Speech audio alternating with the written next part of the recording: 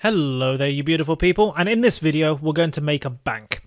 We won't introduce anything new here really, but it's nice to have a fresh example, away from all those coins, to help all those complicated concepts from object-oriented programming to stick in your mind so you can see it afresh. Now, the way that we're going to do this is to create two types of account: a current account and a savings account, and both of these are going to inherit from the account parent class, because most accounts pretty much work the same way, right? So each account can deposit and withdraw money, and it can also print you a statement. However, each account will have different minimum limits. The current account will have an overdraft of 1,000, and the savings account won't have an overdraft at all, just like real life. So that's pretty cool, right? And by the end of this video, hopefully those OOP concepts, or those object-oriented programming concepts that you've come across, will sink in a bit deeper, and you'll have a really cool program to show off as well. So let's get into it. Hello there, you beautiful people. So the first thing I'm going to do, I'm going to create a new script called bank.py. So save that, desktop, Python Bible, bank.py. Save it, maximize it, and we're good to go. So first of all, let's create our abstract parent class. The first thing we're going to need is a simple constructor, and this is going to take a name, the name of the account holder, a balance, and the minimum balance for the account. So we're going to make a class of account. I'm going to define the constructor right here. We're going to take the name, balance, and minimum balance. Now bear in mind, this is for any account, right? This is just the general account class. What behavior do all accounts have? Okay, so the name of the account is going to become that name. The balance is going to become that balance. And the minimum balance is going to become that minimum balance, whatever goes in there. All right. Now, each account can deposit money. So let's make a method for that. Define deposit, self, and you just deposit an amount, right? Okay. So what's going to happen is self.balance is going to become self.balance plus that amount. Now, a shortcut for writing this, you can see the way that self.balance appears twice. It's a bit of a mess, okay? So what we can do is we can just write self.balance plus equals amount. And that is exactly the same. It's going to say self.balance is itself plus amount. It's a nice shortcut. You might want to keep on. You might want to keep hold of that. So that's that. Now each account can also withdraw money, but only if you have enough, right? So let's make that method. Define withdraw. You need to put self as the first parameter, and again you're going to withdraw an amount. Now if self.balance minus the amount that you're going to withdraw is greater than or equal to your minimum balance, then you can subtract it. And I'm going to use that shortcut again. Self.balance minus equals amount. Okay, if you're not comfortable with this, just go back to using it the old way, but it's basically the same thing. And if it can, then it's going to do it. Otherwise, it's going to print to you, sorry, not enough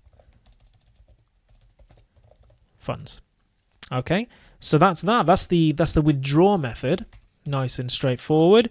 And the final thing that all accounts can do is give you a statement. So let's create that. Define statement. I'm going to put self. And all this is going to do, it's going to print account balance, put the pound sign. Goodness me. There you go, pound sign. And format in there self.balance. Okay, so there's that. Now, that's our general behavior sorted.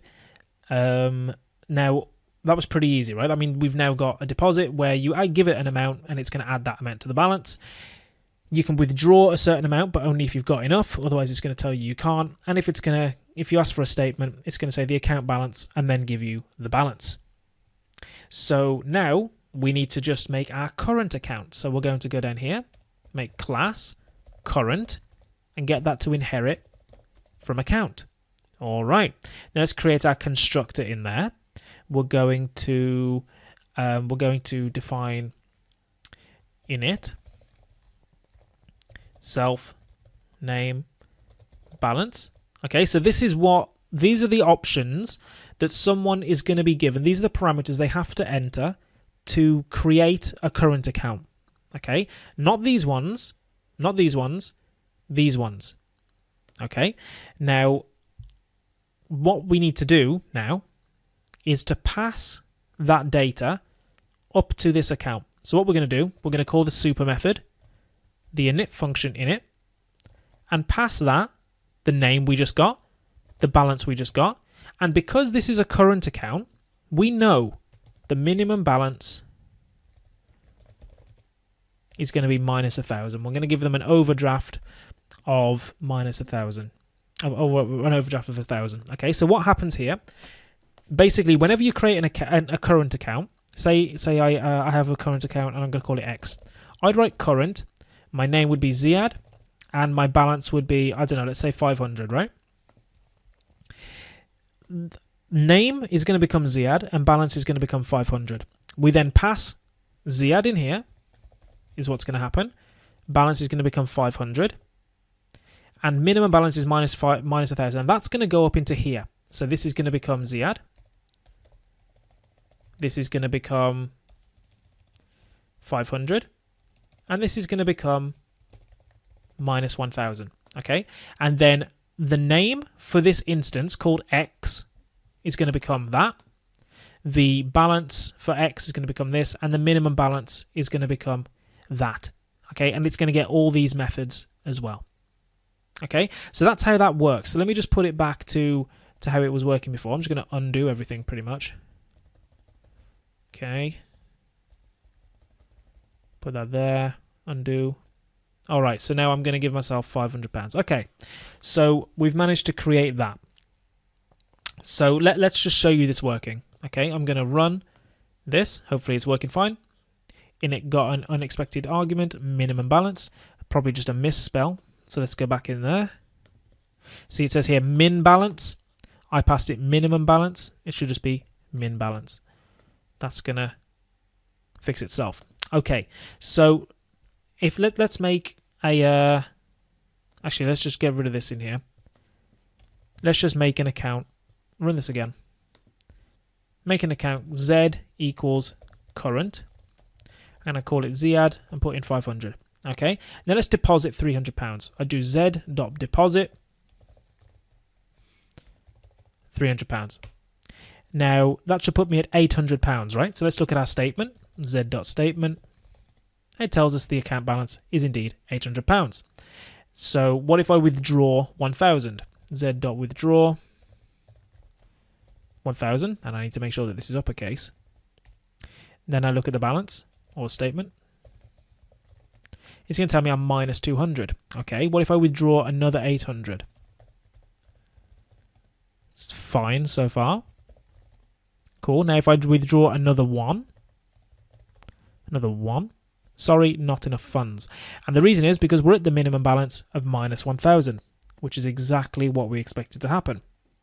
Now, one more thing I want to show you is if I print Z, we get this ugly text again, right? Current object, it's just horrible, right? This is the hexadecimal memory address. It's just not the one. We want a bit more of nice text than that. So the way that we can do this is we can, in here, define a string function. And we're going to say, in here, we're going to say return someone's current account. Balance, and I actually put a colon there, balance is something else. And we're going to format in there the name, self.name, and self.balance. Now if I show you this again, let's run that. Let's create my current account again, and then print my account. Ziad's current account, balance 500. Much nicer than this rubbish, okay? So that's why you use the str method. Now, what we've got next, we've got the savings account. Okay, so for a savings account, we just need to create another class.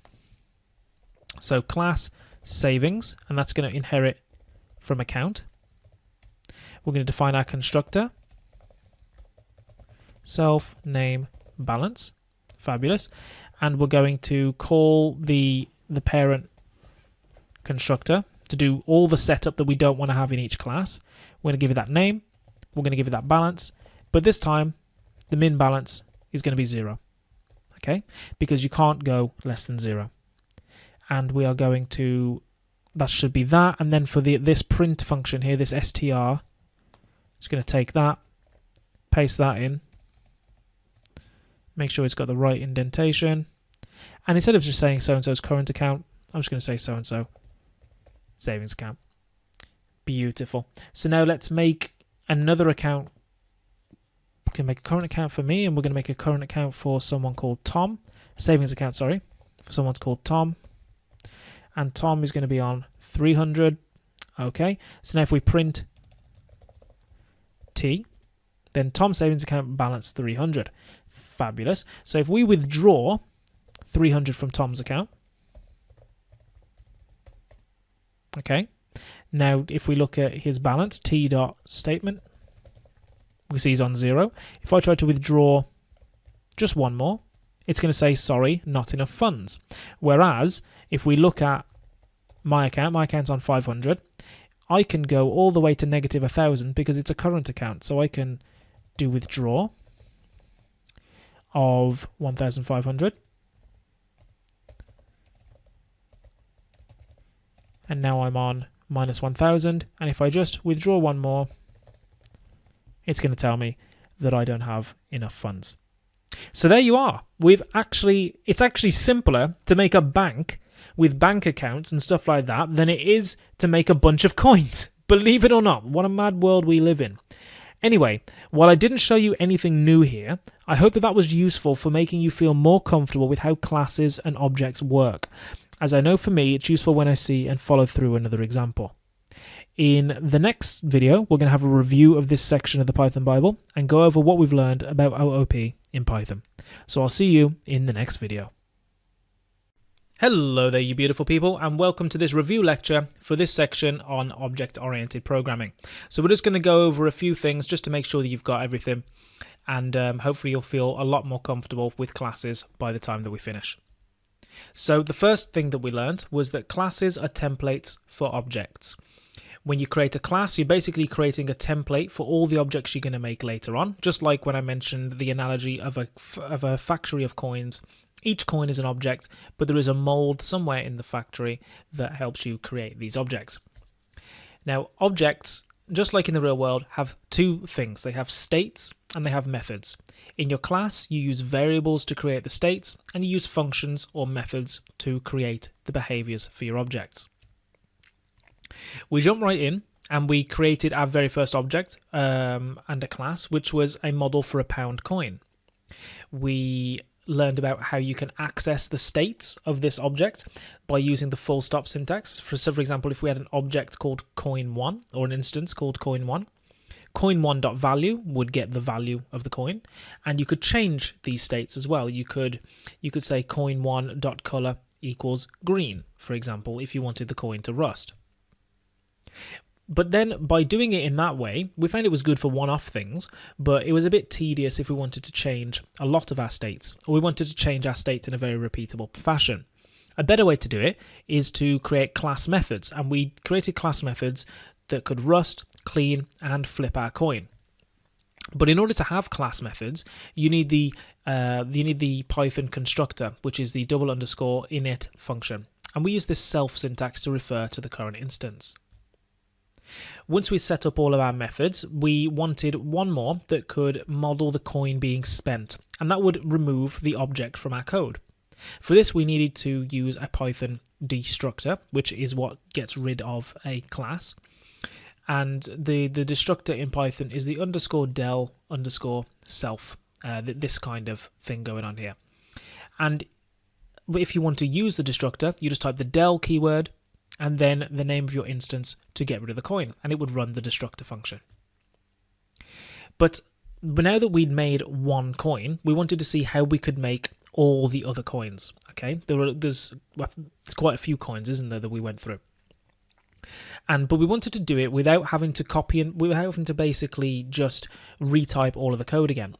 So this is where we learned about the object-oriented programming principle of inheritance, where you can have one big, powerful parent class that is going to have a lot of stuff already defined in it, and you've just got to put the stuff from your mini child class into the big parent class, just where it might be different, and let the parent class take care of the rest. So we made an abstract coin class that would do most of the work for any coin, and that worked great, except for when we had some of the coins, like the silver coins, like the 5p and the 20p, which actually wouldn't rust. And what we did was we used polymorphism to override the rusting behavior for those coins, so we could stop those specific coins from rusting. Now, polymorphism is where your methods have a different form, but they have the same name. And inheritance is where you get access to the functions and the variables that are in your parent class. After that, we made our very own bank, and what we did was we made a bank account. So you had your current account and your savings account, and these inherited from the superclass, which was just a general account. They're just your very average account, and we gave in again the specific data that made the difference between a current account and a savings account, which in this case was the overdraft. And when we printed out these, when we put one of these instances or one of these account objects in the print function, we saw that it came out quite ugly. So I taught you about the str method that allows you to control how the output looks like when you print an object. And that was it, to be honest, you guys. How awesome do you feel now, right? I mean, a few sections ago, you started off by typing out numbers, and now you've made a bank. So I bet you feel absolutely amazing, right? If you followed through and grasped all this, and well done. So, in fact, for now, until I put some updates up, this is the final chapter of the Python Bible. Now, don't cry. Don't cry. In closing, I just want to say that it's been an absolute pleasure to teach you. And if you followed through the course, you understand it, and you've been practicing as you've been going along, your level of progression has been absolutely phenomenal. And you should be unbelievably proud of yourself. I know I am. I know I'm so proud of you if you followed through with me through this roller coaster of a journey we've been through. Now, I've loved every single minute of making this course, and it's my honor to have you as my student. And I just hope you've enjoyed it, even a half of what I have making it. So I just once again like to say thank you for choosing to learn with the Python Bible. Thank you for learning with me, and I wish you all the best in programming with Python in the future.